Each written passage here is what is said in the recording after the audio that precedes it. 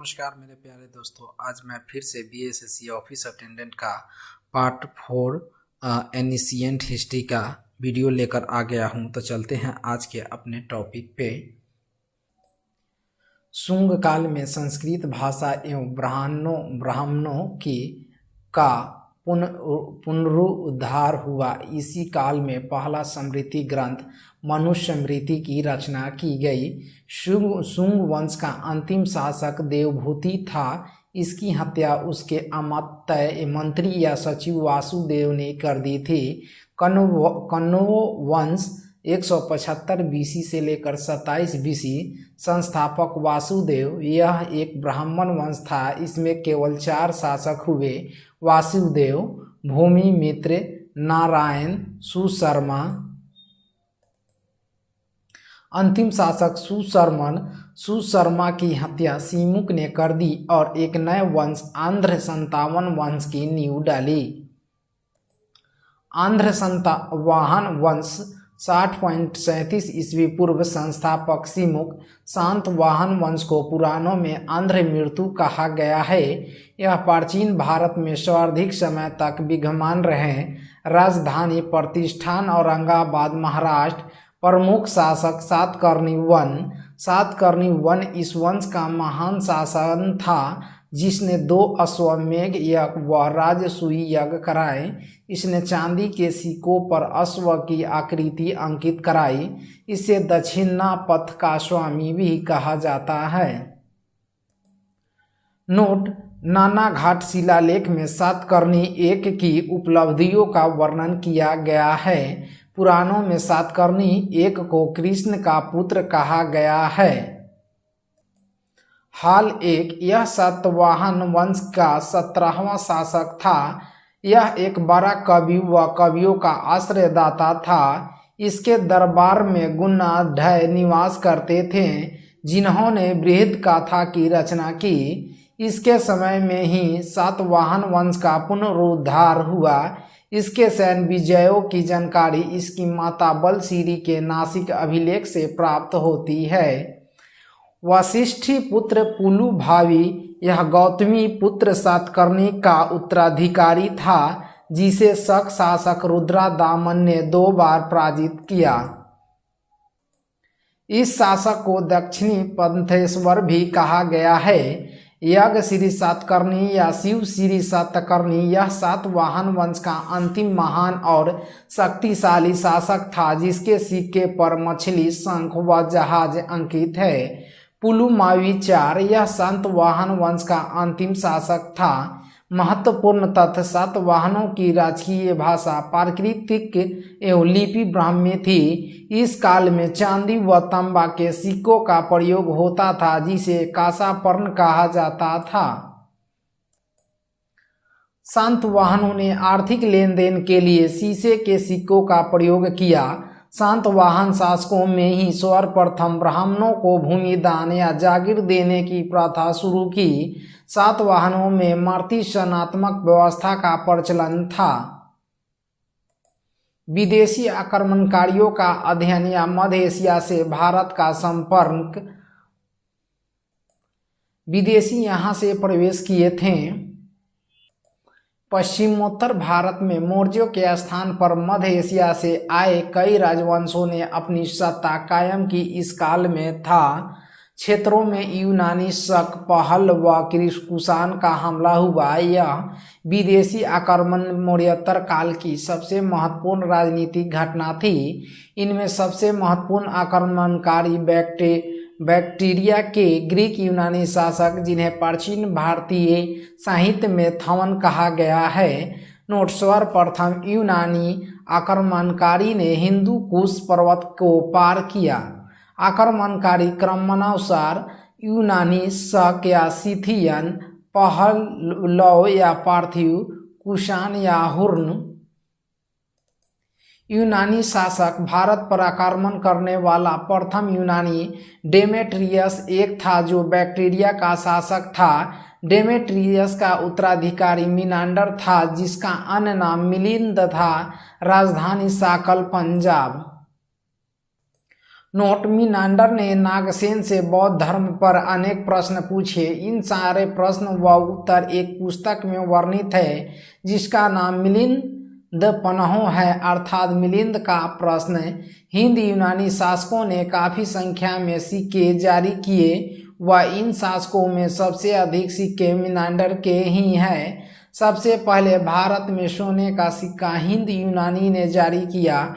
हिंद यूनानी शासकों ने भारत के पश्चिमोत्तर सीमा में यूनान की कला चलाई जिसे हेलेनिस्टिक आर्ट कहते हैं। भारत में गांधार कला इसका उत्तम उदाहरण है। यूनानियों की देन, राजतत्व का दैवीय सिद्धांत, भारत में ज्योतिष का विकास, काला गणना, स्वंत का प्रयोग, सप्ताह के 7 दिन, 12 राशियां, मुद्राओं पर राजा का नाम, चित्र, तिथि अंकित करने की प्रचलन, शक या सिथियन, यह मूलतः सीरिया के उत्तर में निवास करने वाली जाति थी। शक बोलन दर्रे के रास्ते भारत आए। सूत्रों में शकों को सिथियन नाम दिया गया है। हिंद यवन के बाद भारतीय क्षेत्रों पर हमला करने वाले शक ही थे। शकों की 5 शाखाएं थी। हर शाखा की राजधानी भारत व अफगानिस्तान के अलग अलग भागों में थी। 57 ईस्वी एडी में उज्जैन या माल्टा के राजा ने शकों को युद्ध में पराजित कर उन्हें बाहर खदेड़ दिया और विक्रमादित्य की उपाधि धारण की। विक्रम संवत या मालवा संवत नामक संवत 57 ईस्वी में शकों पर उसकी विजय से आरंभ हुआ। नोट, भारतीय इतिहास में अब तक कुल 14 विक्रमादित्य हुए। गुप्त सम्राट चंद्रगुप्त द्वितीय सबसे विख्यात विक्रमादित्य था। सबसे प्रसिद्ध शक शासक रुद्रदामन एक था जिसने अपने समकालीन सातकर्णी 2 को 2 बार हराया। नोट, चंद्रगुप्त 2 ने मालवा के शक शासक रुद्र सिंह 3 को मार दिया था। रुद्रदामन ने काठियावाड़ के अर्ध शुष्क क्षेत्र की झील सुदर्शन झील का मरम्मत कराया जिसका निर्माण चंद्रगुप्त मौर्य ने मौर्य काल में करवाया था। भारत में शक राजा अपने को क्षत्रप कहते थे। रुद्रदामन संस्कृत भाषा का संरक्षण था। इसने ही सबसे पहले विशुद्ध संस्कृत भाषा में पहला लंबा अभिलेख जूनागढ़ का गिरनार अभिलेख 150 AD जारी की। इस वंश का अंतिम शासक रुद्र सिंह 3 था। पहलव या पार्थियन, पश्चिमोत्तर भारत में पहलवों का आधिपत्य हुआ। इनका मूल स्थान ईरान था। भारत में पार्सियन साम्राज्य का संस्थापक मिथोड्रेटस एक था। पहलव वंश कर सर्वाधिक शक्तिशाली और प्रसिद्ध शासक गोडो फर्नीज था। गोडो फर्नीज के काल में एसटी थॉमसन ईसाई धर्म का प्रचार करने के लिए भारत आया था। इसकी राजधानी तक्षशिला थी। इन्होंने बौद्ध धर्म ग्रहण कर लिया। नोट, ईसाई धर्म भारत में पहली बार सदी ईस्वी में आया।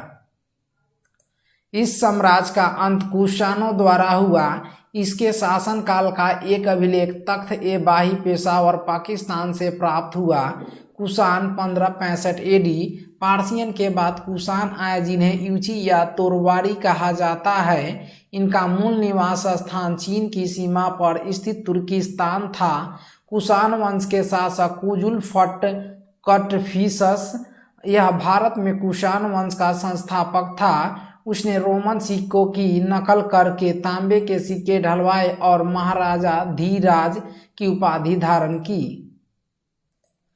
भीम या कटफिसस 2 यह भारत में कुषाण वंश का वास्तविक संस्थापक माना जाता है। इसने भारी मात्रा में गोल्ड कॉइन्स जारी किए। यह शैव धर्म को मानने वाला था। इससे सिक्कों पर शिव नदी व त्रिशूल की आकृति मिलती है। कनिष्क 78 105 AD यह कुषाण राजवंश का सबसे महान शासक था। यह 78 ईस्वी में गद्दी पर बैठा और शंख संवत चलाया। नोट, वर्तमान में भारत सरकार द्वारा इसे ही प्रयोग में लाया जाता है। कनिष्क की प्रथम राजधानी पुरुषपुर या पेशावर थी और दूसरी राजधानी मथुरा थी। इसके समय ही चौथी बौद्ध संगीति कुंड लवन कश्मीर में हुआ था। अश्वघोष कनिष्क का राजकवि था। नोट, माध्यमिक सूत्र नागार्जुन द्वारा रचित पुस्तक है जिसमें सापेक्षता के सिद्धांत का व्याख्या है। कनिष्क ने चीन से रोम जाने वाले सिल्क मार्ग पर अपना नियंत्रण बनाया। अश्वघोष द्वारा रचित बुद्धचरित्र को बौद्धों का रामायण कहा जाता है। कनिष्क के शासनकाल में कला के दो स्वतंत्र शैलियों का विकास हुआ। गांधार का शैली बुद्ध की सर्वाधिक मूर्ति, मथुरा काला शैली बुद्ध की पहली मूर्ति। कनिष्क की मृत्यु 102 AD में हो गई। कुषाणों ने केवल स्वर्ण एवं तांबे के सिक्के चलाए, चांदी का नहीं चलाया। कुषाण वंश का अंतिम शासक वासुदेव था। कुषाण वंश का अंतिम शासक वासुदेव था। 11. सामाजिक सुधार आंदोलन। वैदिक काल की सामाजिक धार्मिक कुरीतियों को दूर करने के लिए जो आंदोलन चलाया गया उसे सामाजिक धार्मिक सुधार आंदोलन कहते हैं। इस समय दो प्रमुख धर्म का उदय हुआ, पहला बौद्ध धर्म, दूसरा जैन धर्म। 6वीं सदी ईस्वी पूर्व न केवल भारत के लिए अपितु समस्त विश्व के लिए एक विपुल बहुत बड़ा क्रांति परिवर्तन का काल था। इस दौरान भारत में सामाजिक एवं धार्मिक सुधार आंदोलन का सूत्रपात हुआ और विश्व के अनेक देशों में भी बौद्धिक आंदोलन प्रारंभ हुए, जिनमें चीन में कन्फ्यूशियस, ईरान में जरथुस्ट्र और यूनान में पाइथागोरस प्रमुख है। बौद्ध धर्म का संस्थापक गौतम बुद्ध था। बचपन का नाम सिद्धार्थ। जन्म 563 ईसा पूर्व कपिलवस्तु के निकट नेपाल की तराई में अवस्थित लुम्बियन में हुआ था। माता महामाया कौशल राजवंश की कन्या। पिता सुदेवधन कपिलवस्तु के गणतांत्रिक शाक्यों के प्रधान। जन्म के 7वें दिन माता के देहांत हो जाने के कारण इनका लालन पोषण सौतेली माँ महाप्रजापति गौतमी ने किया। पत्नी यशोधरा, अन्य नाम बिंबा, गोपा, भदवचन। विवाद 16 वर्ष के उम्र में हुआ। पुत्र राहुल। गृह त्याग। 29 वर्ष की अवस्था में महाभिनिष्क्रमण। 7 वर्ष तक ज्ञान की खोज में भटकते रहे। सर्वप्रथम वैशाली के समीप अलार कलाम ध्यान गुरु साख्य दर्शन के आचार्य नामक सन्यासी के आश्रय में आए। इसके बाद वे उरुबेला बोधगया के निकट के लिए प्रस्थान किए जाए, जहां उन्हें कौडी नय आदि 5 साधु मिले। नोट, 1. अलार कलाम सिद्धार्थ के प्रथम गुरु हुए। दूसरा, इसके बाद सिद्धार्थ ने राजगीर के रुद्रक रामपुत्र से शिक्षा ग्रहण किया। गौतम बुद्ध को एशिया का ज्योति पुंज कहा जाता है। लाइट ऑफ एशिया के लेखक एडविन अर्नाल्ड है। बुद्ध ने जीवन संबंधित इन 4 दृश्यों को देखकर गृह त्याग किया। वृद्ध व्यक्ति, रोगी व्यक्ति, 100 सन्यासी। बुद्ध के गृह त्याग की घटना महाभिनिष्क्रमण कहलाती है। गृह त्याग का प्रतीक घोड़ा। इनके घोड़े का नाम कंथक, सारथी का नाम चित्रा या छत्रा या छंदक। बुद्ध ने उरुबेला में निरंजना फल्गु नदी के तट पर कठोर तपस्या की तथा सुजाता नाम की लड़की के हाथों खीर खाकर उपवास तोड़ा। प्रथम उपदेश सारनाथ के ऋषि पंतनम में इस घटना को धर्म चक्र परिवर्तन कहते हैं। स्वार्धिक उपदेश सारस्वती कौशल की राजधानी। प्रमुख प्रचार केंद्र मगध। जनसाधारण की भाषा पाली। बौद्ध संगीतिया। प्रथम बौद्ध संगीतीय स्थान राजगृह या राजगीर। वाल काल 483 ईस्वी पूर्व। शासक अजातशत्रु हर्यक वंश। अध्यक्ष महाकश्यप। विशेषता विनय पिटक व सूत पिटक। विनय पिटक बौद्ध धर्म के नियमों का वर्णन। सूत पिटक धार्मिक विचार व वचन का संग्रह या उपदेश। द्वितीय बौद्ध संगीतीय स्थान वैशाली। काल 383 ईस्वी पूर्व। शासक कालाशोक शिशु नागवंश। अध्यक्ष सब बाकामी। विशेषता बौद्ध समिति में अनुशासन को लेकर मतभेद के समाधान के लिए बौद्ध स्थावीर व महासंघिक में बंट गया। स्थावीर नवीन नियमों के विरोधी, महासंघिक नवीन नियमों के पक्ष में। तृतीय बौद्ध संगीति स्थान पाटलिपुत्र, काल 251 ईस्वी पूर्व, शासक अशोक, अध्यक्ष मुंगली-पुत्ता तिस्म। विशेषता अभिधम्म पिटक को सम्मिलित किया गया। अभिधम्म पिटक बौद्ध दर्शन का वर्णन। चतुर्थ बौद्ध संगीति स्थान 1 AD, शासक कनिष्क, अध्यक्ष वत्समित्र, उपाध्यक्ष अश्वघोष। विशेषता 2 संप्रदायों में बंट गया, हीनयान व महायान। पांचवी बौद्ध संगीति स्थान कन्नौज यूपी, काल 7वीं सदी में, शासक हर्षवर्धन पुष्यभूति या वर्धन वंश, अध्यक्ष हेनसांग। ज्ञान 35 वर्ष की आयु में वैशाख पूर्णिमा के दिन बोधगया में निरंजना नदी के तट पर एक पीपल के वृक्ष के नीचे इन्हें ज्ञान प्राप्त हुआ, जिसे संबोधि कहा गया। तब से यह बुद्ध कहलाए व पीपल का वृक्ष बोधि वृक्ष कहलाने लगे। बुद्ध जो प्रकाशमय हो। आज के लिए इतना ही। मैं जल्द ही दूसरा वीडियो लेकर आऊँगा। धन्यवाद।